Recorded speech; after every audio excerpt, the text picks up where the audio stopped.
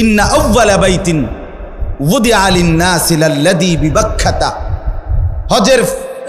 হজ এটা মূলত করা হয় কাবা ঘরকে কেন্দ্র করে। কাকে কেন্দ্র করে?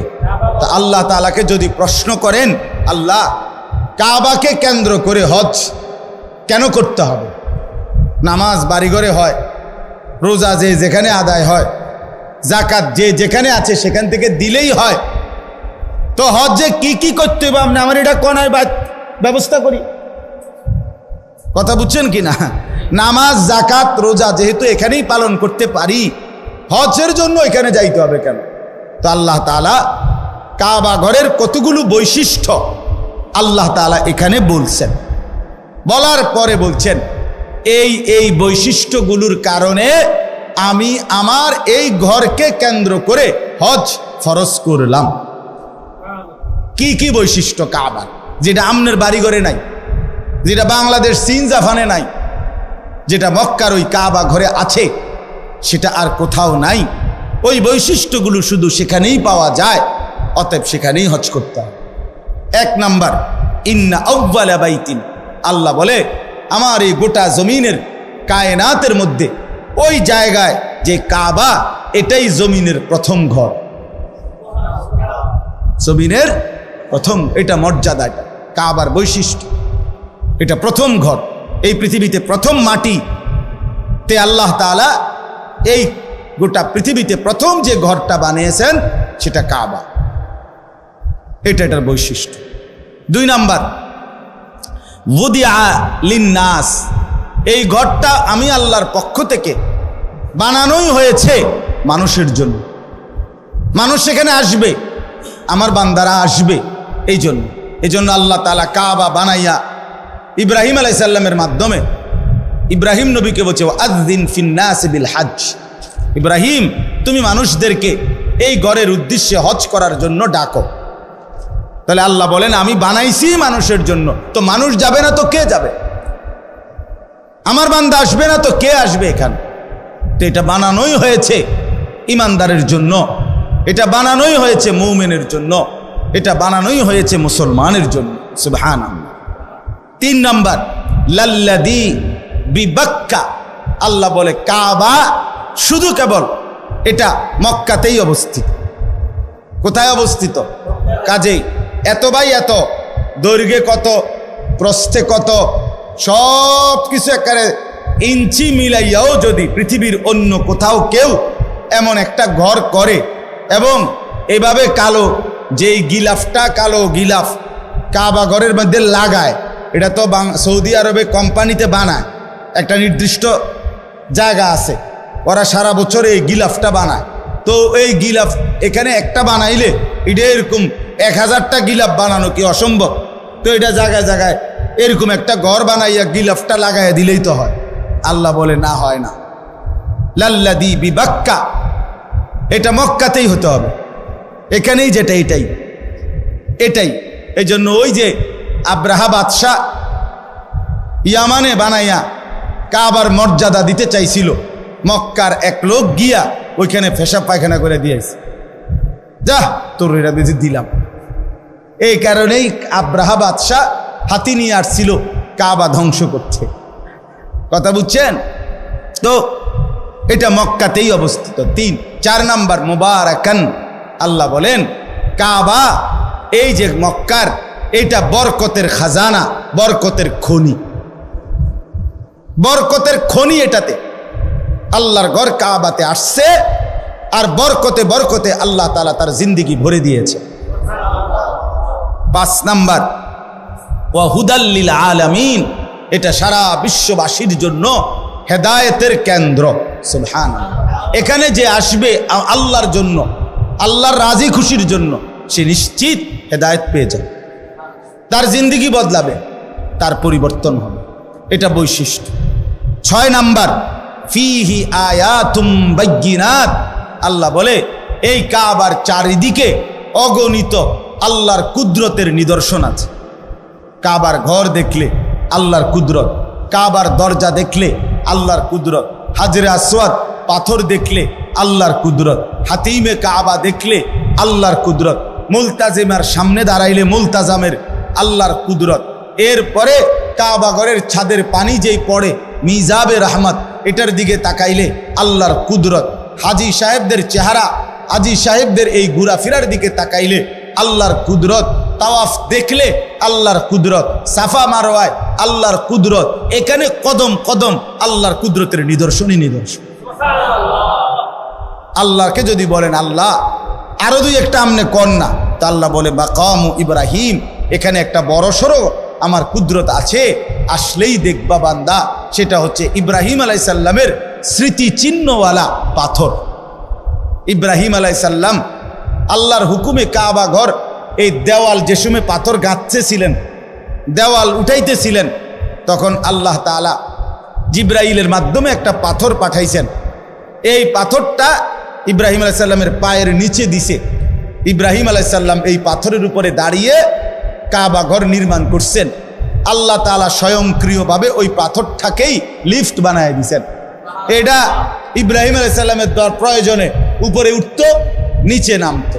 তো এই পাথরটা আল্লাহকে বলছে, আল্লাহ আপনার বন্ধু আমার উপরে পাও দিয়া রাখছে, আমি পাথর যদিও শক্ত, কিন্তু আমার একটু মন চাইতেছে আপনি যদি আমার সুযোগ দেন, আমি একটু নরম হইয়া আপনার বন্ধুর পায়ের চিহ্নটা আমার মধ্যে নিয়ে নেই। তা আল্লাহ তা বলছে ঠিক আছে। তো পাথর নরম হইছে, ইব্রাহিম আলাইসাল্লামের দুই পাও পাথরের মধ্যে দাইবা গেছে, একবারে খাপে খাপ পায়ের চিহ্ন লাইগা গেছে। এখন আজ ৬,০০০ বছর পরেও ইব্রাহিম আলাইসাল্লামের সেই পায়ের চিহ্ন বিশিষ্ট পাথর ওইখানে অবিকল একই রকম আছে। ফীহি আয়াতুম বাইয়িনাত মাকামু ইব্রাহিম, এটা বৈশিষ্ট্য। আপনি গেলে দেখবেন। চলেন যাই, বলেন ইনশাআল্লাহ। যে দিল আল্লাহর ঘর দেখতে চায় না সেটা কোনো দিলে না। তুই বেটা কোনো মুসলমান মহব্বতওয়ালা হলি না। যেই কলিজায় আল্লাহর ঘর দেখতে চায় নাই সে তো আল্লাহকে ভালোই বাসে নাই, আল্লাহকে মহব্বতই করে নাই। সুবহানাল্লাহ। ওয়ামান দাখালাহু কানা আমিনা, এই শেষ বৈশিষ্ট্য হলো আল্লাহ বলে আমার এই কাবা এমন জায়গা, এখানে আসলেই নিরাপদ, আসলেই নিরাপদ, গুনাহ থেকেও নিরাপদ, নাফরমানি থেকেও নিরাপদ, শত্রুর হামলা থেকেও নিরাপদ, কারো জুলুম অত্যাচার থেকেও নিরাপদ। সুবহানাল্লাহ, নিরাপদ। ওমান দাখালাহু কানা আমিনা, ঢুকলেই নিরাপদ, ঢুকলেই নিরাপদ। আল্লাহ বলছেন এটা নিরাপদ। এই এত কিছু বলে শেষ কথাটা দেখেন, আল্লাহ তাআলা বলেন কাবার কি কি বৈশিষ্ট্য কইল? 9টা বৈশিষ্ট্য কইছে। 1 নাম্বার, এটা প্রথম ঘর। 2, মানুষের জন্যই বানানো হয়েছে। 3, মক্কাতেই অবস্থিত। 4, বরকতের কেন্দ্র। 5, সারা পৃথিবীর মানুষের হেদায়েতের কেন্দ্র। 6, এখানে অগণিত নিদর্শন আছে চারিদিকে। 7, এখানে মাকাম ইব্রাহিম আছে। 8, এখানে যে ঢুকবে সে নিরাপদ হয়ে যাবে। এই 8টা 9টা 8টা। আবার ওই একটার ভিতরে তো অনেকটি, এখানে অনেক নিদর্শন আছে কইলে তো একটা একটা আলগা আলগা কইলে তো এখানে অনেকটি। সর্বশেষ আল্লাহ বলেন এই এতগুলো বৈশিষ্ট্যের কারণে ওয়ালিল্লাহি আলান নাসি হিজ্জুল বাইতি, আমি আল্লাহ আমার সন্তুষ্টির জন্য আমার বান্দাদের উপরে মানিস্তাতা ইলাইহি সাবিলা, শরীয়ত কর্তৃক নির্ধারিত সামর্থ্য যাদের আছে তাদের জন্য এই ঘরের হজ ফরজ করে দিলাম। আল্লাহ এবার শেষ বলে বান্দা শুনো, আমি এত বড় মর্যাদাপূর্ণ কাবা, এত বৈশিষ্ট্য বললাম, হজটাকে ফরজ করলাম, সামর্থ্য আমি দিলে তাইলে যাইতে কইছি, আমি যদি সামর্থ্য না দেই তাইলে যাওয়ার দরকার নাই। তাইলে আমি সব কিছু আমি দেওয়ার পরে বলার পরেও যে অবজ্ঞা করবে, তুচ্ছ তাচ্ছিল্য করবে, খামখেয়ালি করবে, অমান কাফারা ফা ইন্নাল্লাহা গানিয়ুন আনিল আলামিন, আল্লাহ বলে কেউ যদি অস্বীকার করে, অবজ্ঞা করে, তাইলে আমি রব্বুল আলামিন সারা পৃথিবীও যদি আমার এই ঘরকে পাত্তা না দেয় আমার কোনো অসুবিধা নাই, আমি কারোই মুখাপেক্ষী না, বরং সবাই আমারই মুখাপেক্ষী। 16 কোটি মুসলমানও যদি হজ না করে আল্লাহর কিছুই যাবে না, আসবে না, ক্ষতিগ্রস্ত হবে আমরা। কথা বলেন না কেন? বাংলাদেশ থেকে যদি কেউ হজে না যায় তো কাবা ঘরের এক সাইড কাইতে যাব নাকি? তা আল্লাহর ঘরের মর্যাদা কমে যাবে না, আল্লাহর মর্যাদা কমে যাবে। কে ধরেন আমি না গেলে, আপনি না গেলে, হজ ফরজ হওয়ার পরেও তো আপনার আমার মরণ যদি ইহুদির মরণ হয়, খ্রিস্টানের মরণ হয়, তো কি হবে কবরে, কি হবে হাসরে, কি হবে আখেরাতে, কি হবে পরকালে? এজন্য দয়া করে কথা এখানেই শেষ। মেহেরবানি করে চলেন, কিছু মাসালাও বললাম অল্প করে, আবার ফজিলতও বললাম হজ্জের, কোরবানির। হজ এবং কোরবানি, যাকাত এগুলো আদায়ের প্রতি আরও যত্নবান হবেন। আল্লাহ তাআলা আমাদেরকে তৌফিক দান করেন। যে কয়জন নওজোয়ান ছেলে আছো ভাইয়া, মেহেরবানি করে অনুরোধ করছি, কষ্ট করে গরমের মধ্যেই ভাই আল্লাহর কথা শুনেছ ভাইয়া, আমার অনুরোধ রইল মুসলমানের যুবক 5 ওয়াক্ত নামাজ পড়তে চেষ্টা করো ভাইয়া। মোবাইলের এই আসক্তি, নারীর ছবি, জেনা ব্যভিচারের এই দৃশ্য, সারাদিন বন্ধুদের এই আড্ডা, খোদার কসম শেষ পর্যন্ত আখেরাত না, আখেরাত তো নাই, দুনিয়াও খুব বেশি লাভবান হবে না, খুব লাভবান হবে না, কাঙ্ক্ষিত কোনো ফলাফল আসবে না। বড় মোবাইল থাকবে না পৃথিবীতে, আমি বললাম ফিতার ক্যাসেট পৃথিবীতে নাই, চ্যাপ্টা চ্যাপ্টা সিডি ইডি এখন আর নাই, কেউ জানতো না। ওরা যারা বানাইছে ওগুলো যখন চলছে তখন কেউ বুঝতো না যে এগুলো থাকবে না। ফিতার ক্যাসেট আমি দেখছি, ওই যে ফিতাওয়ালা ক্যাসেট যে সেগুলো আছে এখন, চলে এগুলো, সিডি চলে এগুলো, যে চ্যাপ্টা চ্যাপ্টা, তো এগুলো তো আমিও দেখছি। তা আমার বয়স তো কমপক্ষে 600 বছর, ঠিক না?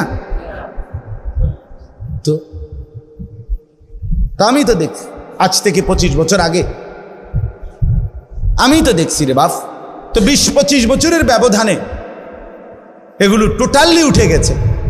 এখন বাচ্চারা যদি মোবাইলে, আরে ফিতার ক্যাসেট চিনাই তো হয়তো, তো মোবাইলে হয়তো টোয়াইয়া বাইর করে দেখান লাগবে যে এরুম আছিল।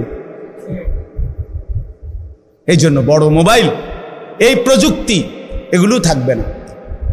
কিন্তু আমি আর আপনি কোনো দিন শেষ হবে না, কবরে যেতে হবে, হাসরে যেতে হবে, মিজানের সামনে দাঁড়াইতে হবে, ফুলসেরাত পার হইতে হবে। কাজে ক্যাসেট থাকবে না, ফিতা থাকবে না, মোবাইল থাকবে না, আমি থাইকা যাব। আমাকে হিসাব দিতেই হবে, আমাকে হিসাব দিতেই হবে। এই জন্য বন্ধুরা মনে রাখতে হবে, সমবয়সী বন্ধু, তোমার এই আড্ডার সঙ্গী কবরের সঙ্গী না, আখেরাতের সঙ্গী। যে কিছুক্ষণ টাকা পয়সা, মোবাইল অথবা শরীরের ফুর্তি করার সামর্থ্য আছে, ওটুকুরই সঙ্গী, ফুরায় গেলে আর নাই। আল্লাহ তাআলা আমাদের প্রত্যেককে তৌফিক দেন, কবুল করেন, আমিন। সুবহানাল্লাহি ওয়া বিহামদিহি।